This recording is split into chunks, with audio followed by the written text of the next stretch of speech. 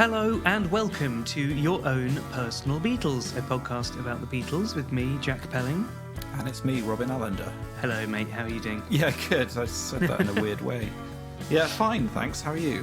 How was your holiday? I'm not too bad. I've been on holiday, which is fantastic. I tried to have a whole week without listening or reading about the Beatles, which I mostly succeeded at. I did watch Living in the Material World on the plane, which I hadn't seen for a very long time, just because I forgot that it was on my laptop, which is fantastic. It's such a brilliantly honest portrait. Was this made around the time that album came out, or was it after? No. So it's the Martin Scorsese documentary. Oh, the Scorsese one, right? Yeah. Okay, from probably 10 years ago, maybe a bit more. And the first half is not that interesting because it sort of covers quite well-trodden Beatle territory. But the second half is sort of a much more untold story of his retreatment from public life and his stuff with the Wilburys and the more unpleasant sides of his character and his sort of philandering and things, which they admirably keep all of that kind of stuff in, even though it's sort of features a lot of stuff with his family, and it's a very loving portrait. But I mean, Martin Scorsese, who knew, very good at making films. So if you like Martin Scorsese and the Bob Dylan documentary that he made, which is also incredible. But yeah, otherwise I took the time to just eat a lot of food, drink a lot of wine. But how about you? Well, this week I had a good week. In the first episode, you might remember me saying that I've never seen Let It Be. So I watched Let It Be this week, and it obviously made me realise I've got huge gaps in my knowledge. And it made me think about how, do you know when you're at school and you might read about Queen Victoria and you get a very simplistic idea about Queen Victoria, and then you might go to GCSE and you might realise actually it's a bit more complicated. You know, was she a goodie? Was she a baddie? Are there even goodies or baddies? And you might go to A-level and get another, so you might read more. And it feels like that with the Beatles, like, you know, you have a very simplistic idea about what Let It Be was. You know, it's this conflicted period, they were breaking up, and then you might read a bit more and you think actually they were kind of getting on, but then George left and then came back, and then you might read a bit more, like apparently the Peter Jackson film is going to show the whole sessions in a slightly different light, you know? So that was what I was really struck about, is that I was expecting it to be really bad and painful to watch, but it was just like, I mean, have you ever seen a band practicing? That is like what bands practicing are generally like someone's being annoying, and you do loads of stupid jams. And, or trying to do anything creative, you know. And I can't imagine how hard it would be when people are pointing cameras at you and there's under pressure to make the best record ever made. Yeah, exactly. And so there are obviously like tense bits, the famous tense bits, but there are also bits where like John and Yoko are like dancing and waltzing around. Yeah. And there are bits where like, you know, they're like having a great time and doing all those rock and roll covers, and you know, it's weird. It just makes you think that there's so much to talk about with the Beatles and so much material surrounding them that it's very hard to avoid making those snap judgments about things. You know what I mean? So absolutely, and that's why there's so many, you know, you can read so many books that argue completely different points, and people still fight about the main issues today. It's crazy.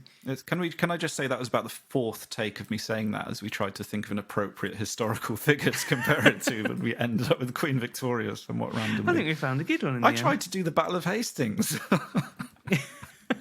It was weird. That's what I think I was struck by, this kind of idea that it's hard to kind of get to grips with the Beatles' legacy because there is so much information out there about it that you're never going to have the final word on it, like, you know. And so watching Let It Be was great because it was another bit of the puzzle for me, but then it kind of, you know, you have more questions than I started with, you know. So that's definitely what's going to be really interesting about the Peter Jackson film, I think, to see the different spin on that, I guess. Yeah, for sure. So later on, we're going to be talking to the amazing writer and comedian Josie Long about some of her sort of personal Beatles. There's some really interesting chats in there about, we talked about loads of stuff, including her introduction to the Beatles, which is very similar to mine, which is listening to Sgt. Pepper on her parents' record player. Talked about things like her hatred of Yellow Submarine, and then lots of fun tangents. Yeah, I really like the stuff about her, you know, her daughter loves Blackbird and back in the USSR. And so they're lovely, you know, there's some nice kind of emotional moments, I thought, when she was talking about that. But then we quickly got on the tangent and started talking about Gomez, Neutral Milk Hotel. Lots of. But it was basically. This is a podcast about music, really, isn't it? We start with the Beatles and talk about music. Yeah, exactly. And I think that very much fills the remit. So just before we got into that, we've got a couple of emails that I wanted to read out. First one was actually a correction. A couple of weeks ago, we read out a fantastic email about the Beatles' eating habits, if you remember that. And we were provided with some fantastic Beatle food puns. I think I called you Gareth. I'm very sorry, Gavin. It's definitely Gavin Libert. So I just wanted to clear that up and say I'm very sorry about that.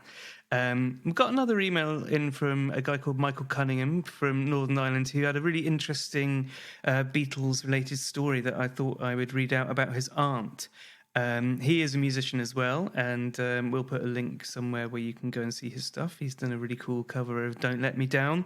But he says in a blog post that he sent us, "My Auntie Margaret was born in 1935 and trained in Belfast as a nurse. She knew I was a big Beatle fan and once told me one of her patients was Yoko Ono. Now, this just fascinated me.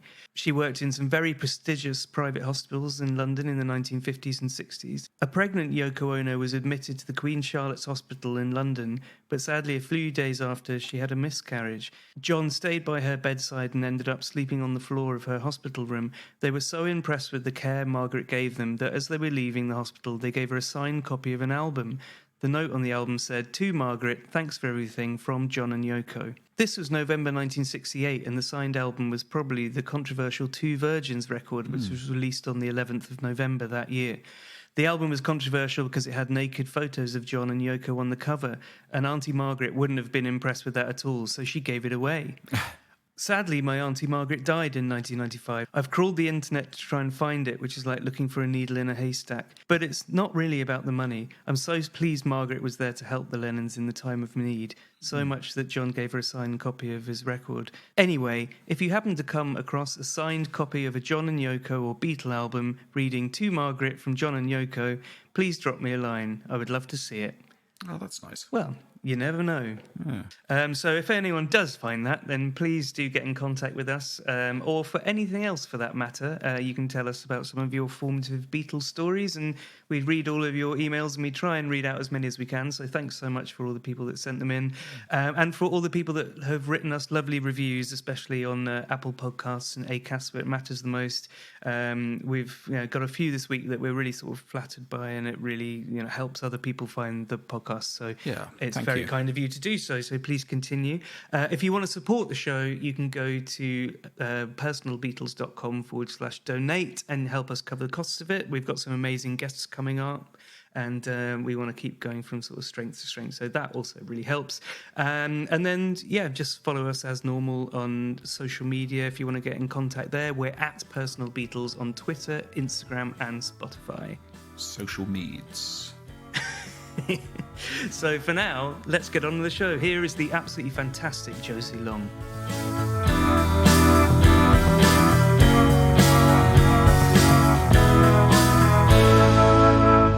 Robin and I delighted this week to be joined by writer and comedian Josie Long. Hello, Josie Long. Hello, and I'm glad you put writer at the front because that's all I can do for now. Great. It's a comedian. You should be former comedian and future writer. But you did a gig the other day, though, didn't you? Your first did you not do the drive-in ones? Oh yeah, but those, I don't know if those count. Those are like performing to people while they're in their cars, and instead of hearing laughter, you hear them honking their horns. Really? They honk their horns? Yeah, it is fucking dystopian. That's quite odd. Oh my god. Because I listened to, I really liked David O'Doherty released a Bandcamp album, which was like live in his car.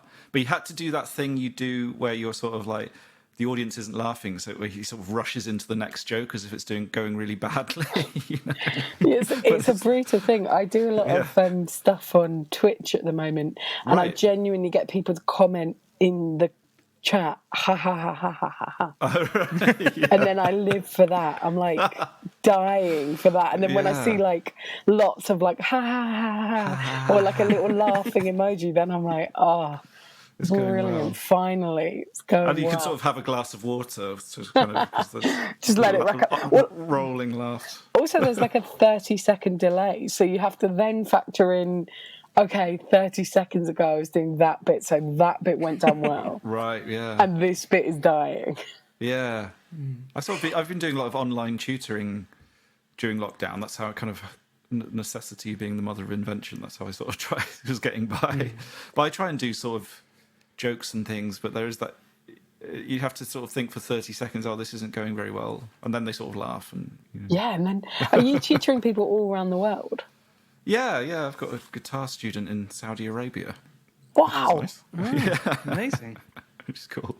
Have you been podcasting during this time as well? Too bloody much, mate. Me and my friend Robin Ince do a kind of books podcast, and during lockdown for the first kind of 12 weeks, we basically did a show every day, and it was just great. I saw some of those. Oh, thanks. But it's just both of us being like, how do we not lose our minds? And so we're just like, welcome to our morning show. And you're doing that every day? 5 days a week, and then I would do something else on a Sunday, and he would do something else on a Saturday. Wow, that's so cool. Very nice. It puts us to shame with our work ethic. Well, I don't know about that. I think it was just absolutely forged from pure panic. Have you listened to much music during lockdown? Or Oddly, less than normal. With the exception of an Australian artist called The Wiggles. I don't know if you've heard of them. Oh, I don't know The Wiggles. They are a children's band. A children's band for 2-year-olds. And they've got some absolutely solid bangers. I'm not even going to dispute. What's the classic Wiggles? I can see clearly now. I've got my glasses on. Wow. That's good. Clever stuff. Yeah, it's thought-provoking. So I put on a lot of that. I found myself listening to more podcasts than before, and then putting on music in a really crappy way of like, I'll have music on in the background when I'm writing, which doesn't really feel like listening to music. It just feels like taking advantage of music in a bad way. I find it very hard to, like, podcasts have been a massive blessing in my life for the past, 10 years or whatever, but I do feel like I'm cheating on music a bit by just how much I listen to them, and I have to stop myself just like raiding through the podcasts and actually listening to some new music, because otherwise I think I found myself kind of not listening to as much new music as I normally would, because you sort of just feel sad, because it's like, oh, I'd love to see this band on tour. And it's just, I think I've just been going back. It's such a strange time, and so people were releasing music that was applicable to circumstances prior to this. Yeah. So do you feel like all art somehow needs to be able to engage with this, or I don't know, like, I don't know, it's so tricky, isn't it? Because maybe in a year I don't want anything that's engaging with this. There's a song by this really sweet group that I found via somebody sharing a TikTok on Twitter, which is just the bleakest thing in the world, but it's called Avenue Beat, which is like, I think 2 or 3 very sweet women about 20 years younger than me, and they've got a song called F 2020, which is just her saying fuck 2020 in a very sweet way. And it's also very like a different stage of life to me, because this girl's like singing December 2019, I lifted up a beer and I said to everyone, 2020 is going to be my year, bitches. And then it's like, my cat died, and then a global pandemic took over my life. And I'm like, babe, the cat bit is really not the headline. You've buried the leader here. But it's a great song. But other than that, what have I been listening to? I've been listening to Nina Simone, because I hadn't for years. I've been listening to Jeff Buckley, who I was obsessed with as a teenager and then didn't give a damn about for a long time. Phil Oakes. Oh, nice. Oh, wait, he died this year, didn't he? Did he? Fuck. Yeah. Do you think I did it? Because I haven't thought about it for years. Oh, fuck, I didn't know that. Oh, what a bleak year for Phil Oakes to die in. Wait till you hear about Jeff Buckley. And then look, there's just Wiggles door to door. Last night I was in Ruth and I were in a taxi coming back was quite a long journey, and I sorry, this sounds incredibly pretentious, but the driver said like, "Oh, what is there a radio station you'd like to put on?" And I said Radio 3. And but then it was like Late Junction or a program like that. So it's like basically a sound of kind of a violin being dropped on the floor. But I had to really double down on it and say, I'm enjoying it. And then it was like a field recording of like cars driving by. Of course it was. Which is like, we don't need the field recording. We've actually got cars driving by. And then you should have recorded that, and it would have been a sort of John he dropped us off, and like he pressed the off button on the radio very quickly, probably about as quickly as he gave me a 1-star rating as well. I don't know. I think you've got to normalise Radio 3. Yeah, right. I love a bit of Radio 3. Why not? I love Radio 3 so much. Do you listen to it in the mornings? Very relaxing. I used to. But then my daughter, who's a demon, learnt how to turn off the radio and shout, no music, no music. Okay. So we don't listen to that. Too much music in the world. Well, speaking of music, I mean, this is a podcast about the Beatles, so we should probably mention them, really, shouldn't we? Do you like the Beatles? Yeah, I do. Anyone who says they don't like the Beatles is a liar and a churl. Yeah, chill. What's your sort of... how did you get into the Beatles, or was it one of those kind of things that was always... No, it's one of the few bands that I've got like a clear remembrance of the origin story. Oh, great. And it's that when I was about, I think, 8 or 9, I really, really became aware of my parents' record player and my parents' record collections. And about the only thing, like my mum had a few Donovan albums, but she had like 10 Beatles albums, which were then stolen in the most part by my sister's second fiance, Anthony. Oh, shit. Motherfucker. He stole Rubber Soul. He stole Abbey Road. He stole like most of the good ones. And all I managed to steal was Revolver and Sergeant Pepper, which, I don't regret. If you can, fair enough. Yeah. But when he stole them, do you mean like he borrowed them and didn't give them back, or he actually was... He literally came around the house and stole them. Jesus Christ. And my mum never saw them again. But my mum, I've never known my mum really to listen to music, apart from like sort of in the car. So it was just a thing that when my parents weren't in the room, I would get out Sergeant Pepper and put that on and be like, what is this? Amazing. And so this is quite young, so like 8 and 9, you're saying? Yeah, maybe 10. But it was... So my parents got divorced when I was 12 and we moved pretty sharpish. So it was before that. And it was definitely before I was at senior school. Because once I was at senior school, I could tell you, like, month by month what music I was listening to. I was so obsessed. So was the Beatles like your first musical awakening, or was it just something that you listened to and liked or was it kind of... I think it was quite a musical awakening for me, I think definitely Sergeant Pepper was like probably the first album that I listened to on my own.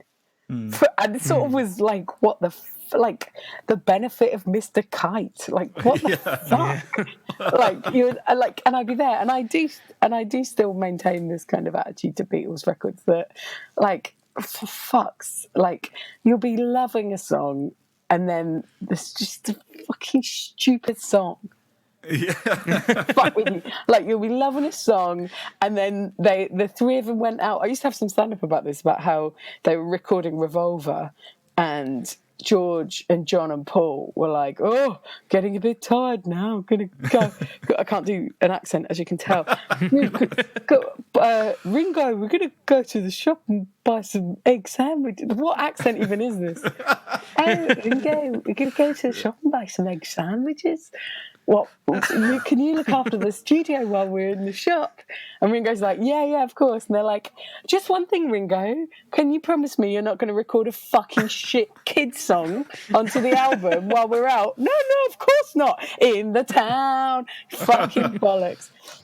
So basically that's, I started out listening to Sgt. Pepper and just being, like, Lucy in the Sky with Diamonds, come on, A Day in the Life. That was the one that I was like... Yeah, right. I mean, I think that's... Yeah, like, my experience with Sgt. Pepper is definitely... It's not one I go back to a great deal, because I think When I'm 64 is rubbish. Yeah, this is exactly it. It's like they build something beautiful and then they're like, every summer we can rent a cottage. Fuck off. Did you even think that when you were 8, though? Because I remember finding that quite, like, charming when I was 8. No, I was over it. Because I was like, don't patronise me. Give me the good stuff. The ones I really couldn't deal with was Good Morning, Good Morning. Yeah, that is... I found those sort of compressed brass absolutely terrifying as a child. They're so, like, sort of intrusive and stabby and... Right. What's the line hang on, When I'm 64, when he's talking about Vera, Chuck and Dave. Vera, Chuck and Dave. Yeah. Chuck. Vera, Chuck and Dave. Chuck. I remember, like, that it was played at a school concert. Someone performed it, and my parents just were like, they loved the Sergeant Pepper, but in the car back, they were like quoting it as if it was like an amazing line, which made me think that I think my dad always liked the Beatles for those kind of northern isms, as it were. But it's very Paul. Yeah, it is. But I was sort of quite impressed, like the way that Dad would be quoting it almost as if it was like from an Alan Bennett kind of play, which I suppose is not a million miles away, you know. Yeah, well, that's what it's supposed to be, that sort of kitchen sinky. Yeah, realist, and I thought that's really. Thing, I mean, that's what's so lovely about that. Although I do still hate that song. Yeah. Have you ever heard one of the worst things that's ever happened? James Corden. No, it's not just too dissimilar to that. Is they did a Beatles covers album, I think for charity, but it's the bad outweighed the good.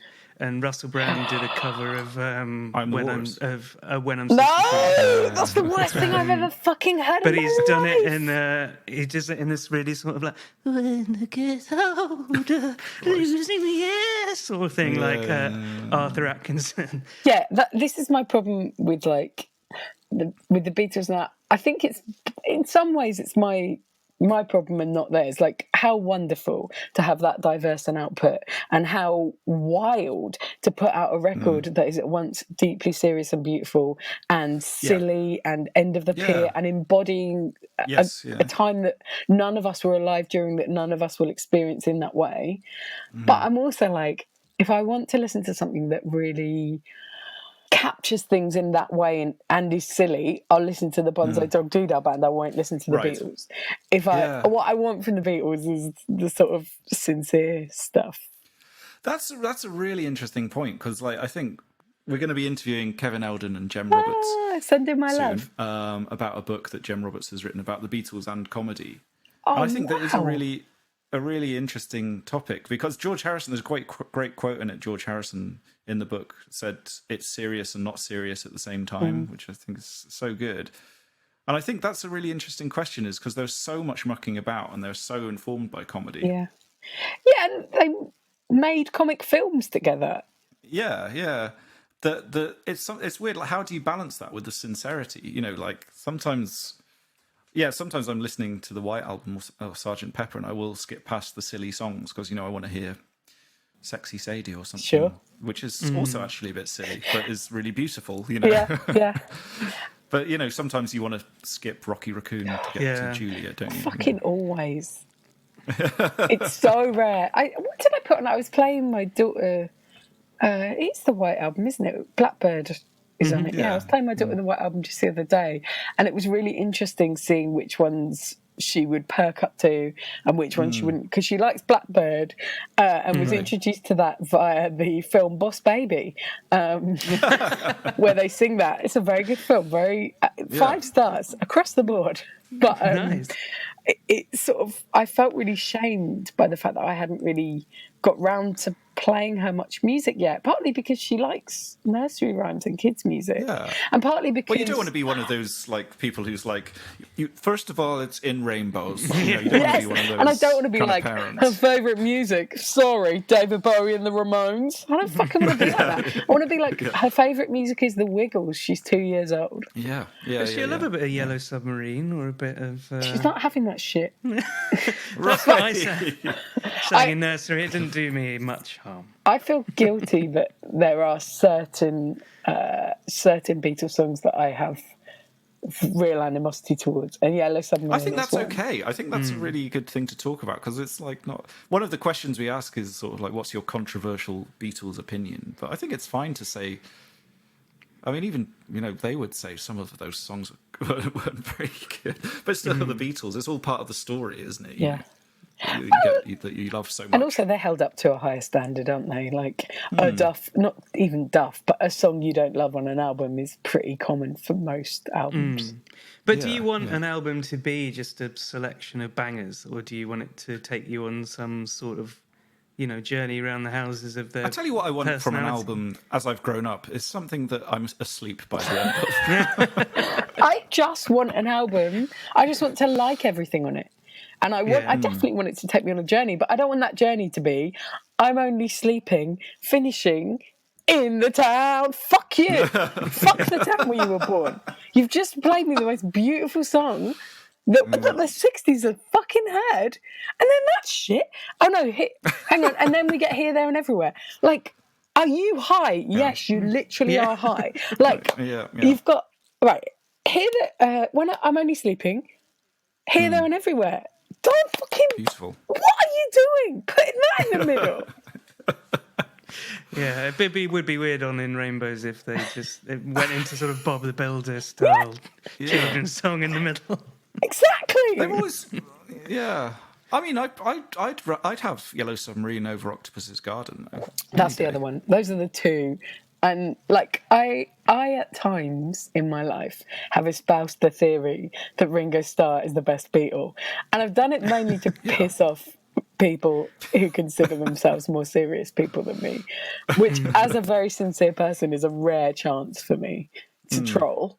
But also because up until Brexit, when he started being like, I love Brexit, peace and love, and he also was like, don't write me any form of fan letters, and I was like, fuck you. Oh yeah, peace and love. Yeah. I forgot about his I kind of blanked that out of my mind. I don't think didn't he just say, wasn't it something where at the time, I think it was after the vote, maybe he said it's over, just get on with it, but then it would kind of, someone found the clip 2 years later, so it sounded worse than it was, maybe. Oh, okay. I think that's what happened, but I might be wrong. Okay. I mean, millionaire expat becomes Brexit supporter isn't exactly the most surprising narrative. Yeah, exactly. The Roger Daltrey. But I kind of Roger Daltrey has sort of gone so mad. Oh, God. Not mad, but like he's... I don't know. There's a sort of grudging admiration in the way that he's just off the deep end. Gone in the deep end. Yeah. He's committed to the bit. Yeah. I think John, we've often sort of theorised about what John's personal politics would be had he survived. I think he would probably be quite Brexity. I don't know. I've been thinking a lot about their class politics prior to this because I saw a picture, I think I was watching TV, and they went to the house that I think George Harrison grew up in. They went to one of the Beatles' houses, and I was like, hold on, you told me you were nice working class lads. This house is nicer than any house I've ever lived in my life. I think that there is I think it's like Ringo was the only working class Beatle, really. So Auntie Mimi famously would be a bit dodgy about Paul coming round because he was a bit lower class, and then George wasn't allowed to come in through the front door. And then I don't think she would have anything to do with Ringo. Really? So I think they go in that sort of order. So it's hard, though, because usually I would say, okay, if somebody's from a sort of lower economic background, I would trust more that they wouldn't go off the deep end. But you just never know, especially when someone's minted. So who knows how they would be. Yeah. I think about that with John a lot. I do kind of think, how would he have influenced the next kind of 20, 30 years? Yeah, it's so hard to think of because he is such a huge cultural figure. I think, I can't remember. Do you know John Deacon from Queen? Sure. The bass player. He's just given, I think it's so admirable to just say, no, I'm not having anything to do with Queen anymore. I just want to live my life and quietly, I'd love it if John Lennon had did that if he was alive. That's a thing called, and this is why I used to have admiration for Ringo, because I feel like there's a thing called you won the game over, which is like, although to be fair, in the last few years especially, I have so much love and respect for Paul McCartney, and actually I don't really believe this anymore. But I think when I was younger, I was like, mate, the Beatles, unfortunately, you won the game straight out the traps. Game over, mate. No, don't be playing other games. You won the game. It's over. when you win the game, it's over. You've completed the game. But yeah, I do kind of. I don't know. Maybe I'm just glad of him still being here so much. Yeah, I think that's definitely. I think incredible to think. I don't know. Like whenever I watch old films, I've been watching a lot of Beatles films this week, and you're watching them, and it looks like such a long time ago. Yeah, I loved watching. I was watching Let It Be in the rooftop concert. And there's a businessman out in the street saying, I just think it's a bit of an imposition, really. They're playing up there, disrupting. It's so great. And it just seems like such a different era, you know. Yeah. And to see Paul there and to think Paul's still here, it's like magical, really. Yeah. I think. Well, and also that feeling of, I was talking with this about a friend, talking about this with a friend where I was born in 1982, and that was kind of 12 years after the Beatles called it a day, isn't it? It's the 1970s. Yeah, that's crazy. And then that's 12 years. And now, all, you know, the difference. So much more time has passed. It's wild, you know. That I was so close to them, really. Yeah. There's that kind of compressed time of the 60s as well. I was thinking, like, Let It Be is 5 years after Hard Day's Night. Which is fucking insane. I'm still wearing T-shirts I got 5 years ago. I'm still wearing T-shirts I got 25 years ago. Come on. Yeah, I know. I found my... Yeah, I literally I've got tins of beans that are 5 years old. Yeah, I haven't changed so graphically as a person between those 5 years. Yeah. And that's, I think, the sort of unrepeatable phenomena of that band. It's just, I can't see anything else. I've just been on holiday and I had... made the decision to not do anything Beatlesy for a week because I was getting quite worried about getting oversaturated from doing this, which I absolutely love. But I was like, okay, I've had so many arguments with people about the Stones.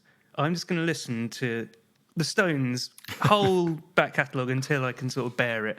And I got into the sort of early 80s. But it's so interesting that, like, listening to all of as someone who has been around since then and until now, is that period is the same, like that, the insane amount of creativity. It wasn't really unique to the band as much as it was unique to that era. And although they kind of went on a little bit longer, it's just crazy. The late 60s is just the most prolific time for anyone creating anything. I think that's true, but I also think that the things where that progress has been so dramatic and so wild in recent decades have not been through music, you know, like changes in cinema will be that pronounced, perhaps kind of in the 70s going into the 80s, or it changes in like design and computer game design. It's like other worlds that have had those revolutions. Well, and dance, you know, obviously dance music as well, where it's just constantly evolving and it's never looking backwards, and that's almost the whole purpose of dance music. I sound like I'm about 800 years old. Dance music, but you know what I mean. Like, but like it's constantly changing, and it's being led by, you know, audience response, people dancing to this, so it must be good, and this kind of evolution that's constantly happening. And, well, I suppose a lot of that is people sort of evolving along with the technology, which is kind of what the Beatles did at the time. Yeah. Well, also just the period in their lives. It's such a transformative period in sort of going from being 21 to 28 and also having those opportunities to thrive under those circumstances. It's wild.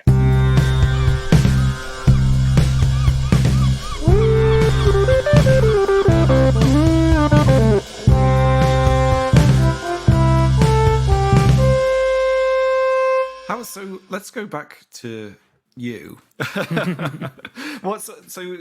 I mean, I've always loved your taste in music and the way you write about music and things. Well, thanks.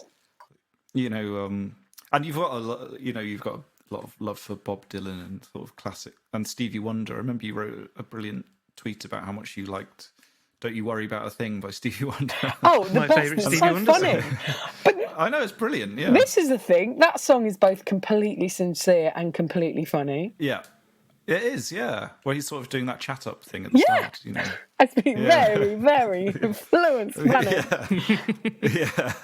You almost can't remember the word for fluent, can you? Sort of very, it's great. But like, so as you're growing up and getting older, and how did the Beatles fit into all that? Where it was a kind of sort of music musical development and things? I guess I go away from them and I come back to them, and I get. And also, I suppose they allow a very deep and instant nostalgia that I find really helpful. like Blackbird, like listen to Blackbird with my daughter, and like there are some songs that like if I try and sing them a bit, I'll just cry straight away. And that is genuinely actually quite useful to be able to access that. Right. Is that because of your memory of the listening to the songs or the songs themselves? Combinations of both. I think the songs themselves, like to lead a better life, I need my love to be here. Oh my God, come on. Like that song in particular, that's just one of my all-time favourites of theirs because it's his favourite, I think he says, doesn't he? Does he? Really? Paul says it's his best favourite song he's ever written. It's a beautiful song. Absolutely beautiful. But also Revolver is an album that like is always, if somebody made me do a top 10 list of albums, it would be in my top 10 list of albums. I think it's just stunning. So that's something that never really is too far away from. Yeah, it's one I can always go back to and always put on, I think, and listen to all the way through. And, There isn't, even Yellow apart Submarine. from Yellow Submarine, it's one of those records that feels like it's about 15 minutes long because it's such a joy to listen to. Yes. Yeah. And also, I mean, the diversity just on that record is insane. Like Tomorrow Never Knows is a completely different song to the other two. It's like it's a very cool record. I was in the pub the other night before I got the taxi back with the Radio 3 on, and they were playing She Said, and it was just, God, it just sounds so fresh and like just so contemporary, and you know. No wonder he was so annoyed that you put on Radio 3 after that. She Said. It is. Yeah, it's quite like Beach Boysy to my mind. I think that's what they were going for quite a lot on that record. Was during the sort of transatlantic back and forth between Paul and Brian Wilson. Oh my God, of course. A lot of those. Well, someone made I think it's probably Ian MacDonald again, because that's the only reference point. But he makes a good point of comparing Here, There and Everywhere to Don't Talk, Put Your Head on My Shoulder, being very similar moods. I don't even think I know that song. Isn't that sad? Hang on, I'm going to put it on. It's on Pet Sounds. Oh, well then of course I fucking know it. Sorry, I just haven't. Yeah. So John Higgs put together an amazing playlist of sort of obscure Paul songs. Not obscure Paul songs, but kind of songs that show the range of Paul and maybe the absurdity that kind of gets overlooked, and also just other kind of curios. But there's a live version of Here Today. Have you heard that? Yeah. Well, he plays it every time he plays, I think, pretty much. Right. But there's a live version. It was recorded in Amoeba Records, which is, oh my God, it's very tear-jerking. It's incredible. But I will listen to that. That sounds thrilling. I was just looking. Also, I really like how he's curated the thread because when you look at the photos, you're like, oh my God, Paul McCartney's so cool, and he was so good looking, and he's so nice. So beautiful, yeah. That sort of late Beatles period, he just, every picture of him is like, how can you be that photogenic that they're literally, as the most photographed human on earth, there's not one bad photo of you for like a 4-year But period. I will argue that Ringo Starr was absolutely beautiful when he was young. He had a stunning face and a fine physique and a melancholy quality to him.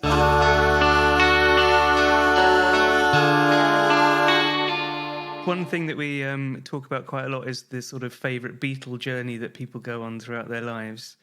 So, have you had a journey of your favourite Beatle, or so most people they start with Ringo and then they go John and then they go George and then they go No, Paul. I went John, totally. John for ages because John like seemed cool.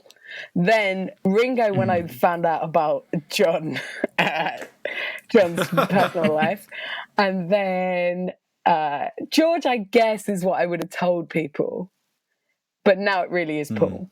And I'm not going to shift now. Like, Ringo was fun, but the time to put away childish things has come. Have you ever been to see Paul? No, I haven't. It's funny with that. Gosh, that is funny. I've never thought it was... This can sound so silly, but it's the same with Bob Dylan. I've never thought... It's always seemed so at a distance from me. Isn't that bizarre? Gosh, I really ought to. I've never really been to see, apart from like people headlining at Glastonbury, I've never really been to see any kind of. I went to see like Elvis Costello is about the furthest back in terms of like. I'd love to see Elvis. It's pretty good. Yeah, but I suppose when you're seeing those legends, you know, when I've seen like Neil Young or The Who, whatever, it's almost like watching a tribute band of someone who's a bit like what you want them to be. Whereas Paul is exactly what you want him to be. Right. Like. I tell you, I saw Richard Thompson a few years ago, and that was like, that was brilliant because you'd got that sense where you were like, I'm watching a kind of living legend, but he was also doing such an interesting set. It was that 2000 Years of Popular Music set, right. which is really How good. long ago was that then? About 2,000 years ago. No, it was about 10, 15 years ago, I think. Yeah, it's hard. He does Britney Spears. There is a lot of responsibility. There's a lot of pressure on it as an interaction, and you want them to live up to what you want from them, and that is hard. Yeah, and for every Paul, there's going to be a Bob Dylan experience. Yeah, and the best one I ever saw actually, and probably is the way to do it if you're an absolute living legend, is Glastonbury about 10 years ago, and Ray Davies just played the acoustic tent, and he just played on his own with an acoustic guitar, and just played every single hit. Wow. And it was just phenomenal. Everyone going absolutely crazy. Love that. Josie, did you ever see Jeff Mangum on the reunion thing? I did. I saw him at the Union Chapel, and it was amazing. It was so, you know, they had the trumpets and the bagpipe hidden at the back of the church, and they all came in, and I cried. It was wonderful. Yeah, that was astonishing. That was one for me where it's like I'd been listening to that album for such a long time and knew it so intently, and then you know you thought he'd never play live again. So that was one where I thought it was at ATP, I think, and he played solo, and it was brilliant. And I also saw Neutral Milk Hotel at Green Man, the full band but I was with Ellis, and Ellis kept on going on about how Oasis were better at Nebworth. That's the worst thing I've ever heard. How dare he? But I really, I thought, I know, but I sort of enjoyed the night. But it was weird. Like, I remember just like thinking, this is the band I've sort of wanted to see for like 15 years, but I'm sort of having more of a fun time because Alice is being like, I saw Belle and Sebastian playing If You're Feeling Sinister, and I saw Gang of Four playing that album that's good, and I saw I've seen Entertainment, and then I saw My Bloody Valentine playing Loveless, I want to say. I have no recall anymore, and all of those were fantastic experiences. Yeah, well, I'll tell you a band who I think are very unfairly maligned and derided, and who are Steps. The S5, as I call them. No, Gomez. I think Gomez are really, really treated like a 90s novelty band, and actually they're a great band. They released 2 albums that I will continue to defend until I am dead in the ground, and probably other albums that I haven't really bothered seeking out, and they still play together, and they love to play together, and they're still a great band to go and see. So there you go. I'd go and see that. I mean, I can't imagine. Is his voice still his voice is fucking incredible. He sounded like a 70-year-old man when he was 25. He was, but he looked like he'd sort of come to fix your computer. They're amazing. I'm worried that even the way I'm talking about them in their defence is like patronising. They're a fucking great band, and they're not. They don't deserve to be treated like a heritage band, is what I mean. They were probably a bit ahead of their time with their sort of nerd. Yeah, it was very out of kilter with the kind of late. Completely. And what I loved about them a bit, and I think one of the reasons they're still really successful in America, and it's because they were these guys in like Matlock Bath playing like they were in Nevada, you know, or like in New Mexico. And I think it's one of the reasons I really liked to listen to them as a teenager, was because I was like, this feels like it's in a completely different place. Yeah.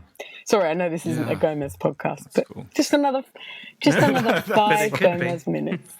I remember getting really told off at school for saying that I thought he sounded really cool because he sounded like he drank a bottle of whiskey and smoked 40 fags a day. And then a teacher went, "That's cool, is it?" Trying to make me feel like a dick in front of the whole class. So, yes, I do think that is quite cool, actually, because I'm 14. Good old Gomez. Were you going to go to Glastonbury this year? Yeah, I was. So that way you would have seen Paul then. Was Paul McCartney headlining? Yeah, he was headlining Saturday. on the... Yeah, I would have 100% gone to see him, and it would have been wonderful. Oh my God. And I would have had a great time. Yeah.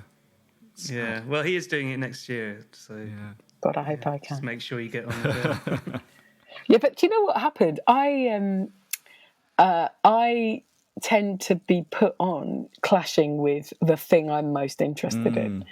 And not only is it bad for my audience, because my audience, if I was my number one fan, I wouldn't choose me over like Paul Simon playing Graceland or like fucking Bella Sebastian, all bands that I love. And like, I have clashed with some of the greatest Glastonbury sets of all time. Yeah, I think we did that when I played at Gravenhurst at Glastonbury. We played. It was the same time as Bjork, and so I've never seen Bjork. That's annoying.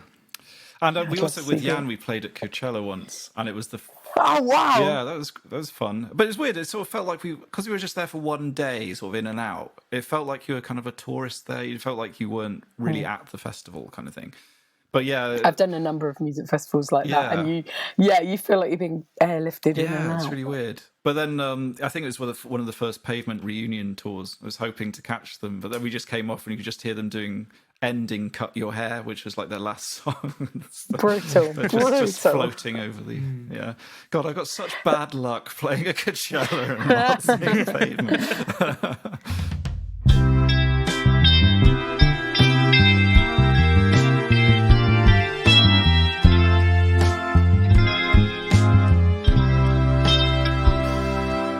So a lot of Beatles songs I came to because I had a friend called Jess, but she used to make me mixtapes and they were so good. I remember her putting Day Tripper on, and it sort of would put the Beatles alongside like Riot Girl stuff and Beatles alongside kind of like 90s weirdness. And I liked that being a part of it because it's kind of like made them seem really relevant and contemporary always. Yeah, that's true. I think I was thinking about that because I was trying to remember when I last saw Help, and I realised it was like when I was in my school, the band I was in at school, and it was like, we'd be listening to Metallica or doing Nirvana covers and then watching Help. Like it was all part of the same thing. Like I think it was probably because Anthology was on TV, so it was just like I was really into that and really into Gorky's, and it all fitted together somehow. Like I remember... Oh, yeah, Gorky's and the Beatles, like,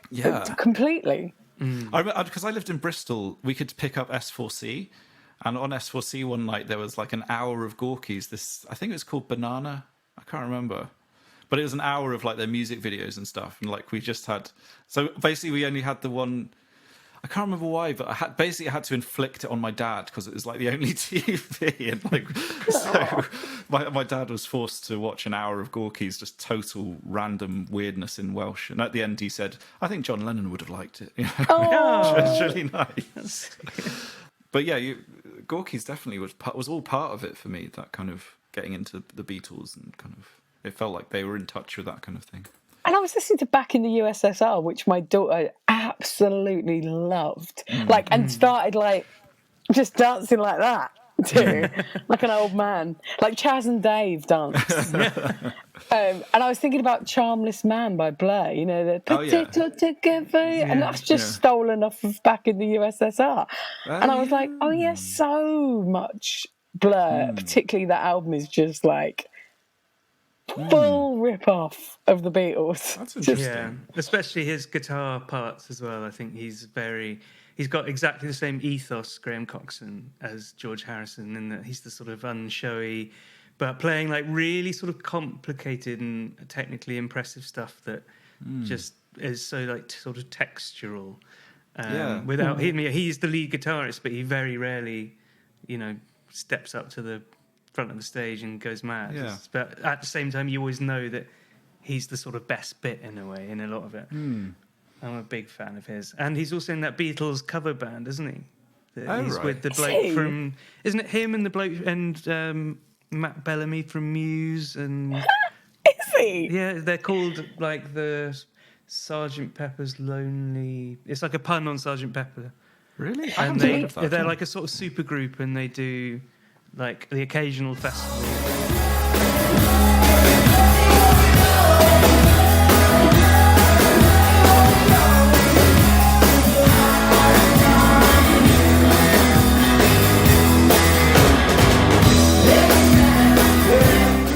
Do you have theories about the Beatles where you're like, John and Paul were tempering figures to one another and yin and yang? Do you believe all that shit? I don't believe it in a sort of spiritual way, but definitely that's the balance that makes that writing relationship so good. I think they are, in a way, polar opposites that somehow manage to be complementary. I do think there's something...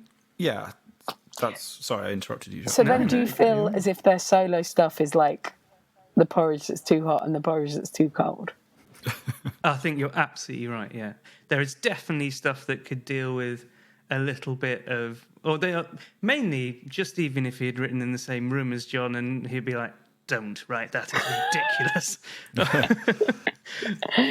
I think what's amazing about the Beatles' run is that they didn't have a bit where they kind of dropped the ball, really. You know? They got out. And so there is... leaving people more. They won, yeah. So there's a kind of, like... It was something that's magic about that time. Like, imagine, like, you know, you're getting in the studio for Let It Be and you think, oh, God, not another album. And then Paul comes in with the song Let It Be. It's like, are you fucking insane? You know, it's like, I've only had about 3 months off. You know, this is like, it's magical, I think. That's about that, them being together. There's something. But that's the joy of getting out when, you know, exactly like you say, leaving people wanting more. And it allows us to just spend decades going on about whether that was the right thing or what would have happened afterwards. And, which is so much better than spending decades being like, and then, of course, there was the 5 years they did this, you know? Yeah. Yeah. That one, look at, you know, the fucking Rolling Stones. Yeah, still waiting for them to top Beggar's Banquet. Might still happen. I was listening to the Stones because I was teaching Sweet Virginia. Do you know that song? I'm sure I do. That's good. But with all this, I mean, I love the Stones. It's like, I don't know. It's all about kind of. It's about a posture and creating a mood more than like songcraft. Yes. If you know what I mean? Yeah. Completely. Which is great. Like, I love it. But, Well, it's why they work really well as film and TV score. Yeah. I think the thing is with that comparison is that people are so desperate to have some kind of metric with which you measure what the Beatles was, and they were just the closest thing to hand. But actually, it's a complete disservice to both of them to compare them because they're so different. And it's always going to, like, A, they're completely incomparable because the Beatles are just miles ahead of them. And B, they're just, you know, they're not trying to be what the Beatles were. And they didn't become great until they stopped trying to be the Beatles and realised that they were really fucking good at being the Stones. Yeah, that's true.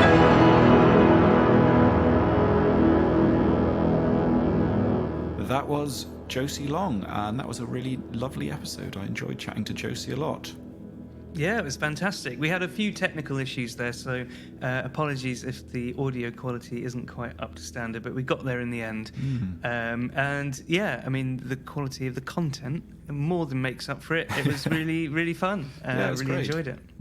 Yeah, I liked it. Thank you so much to Josie for joining us. That was wicked. We'll be back next week with another really, really funny episode that we recorded. Our first IRL recording that we did a few weeks ago with Darren Jono Johnson from Sheeps, who are a comedy trio that he is in with Liam Williams and Al Roberts, and they are fantastically funny. He's a massive Beatles fan, a massive music fan, a musician himself, and that was one of my favourite ones we've done. So it was great. A few cans were drunk, and it was a very, very enjoyable chat. We talked a lot about heavy metal and Only Fools and Horses. Yeah.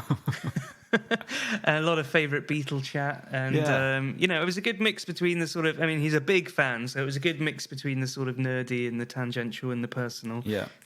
Which is what we're after. Yeah, it's great. So that's a great one. If you want to do a little bit of research, then you can look up a lot of cheap stuff on the internet. They really are one of the best sort of acts on the comedy circuit. And fingers crossed we might be able to get Al in at some point, because that would be good too. Yeah, hoping so. So thank you so much for listening. If you got this far, please do give us a rating on Apple Podcasts. As we said at the top of the show, it really does help, and it's really, really appreciated. And if you want to contribute to the show, you can go to personalbeatles.com/donate. We'll be back next Tuesday with Jono. Your Own Personal Beatles is presented by Jack Pelling and Robin Allender. The podcast artwork is done by Morgan Ritchie. It's produced by me, Jack Pelling, and is a Homespun Sounds production.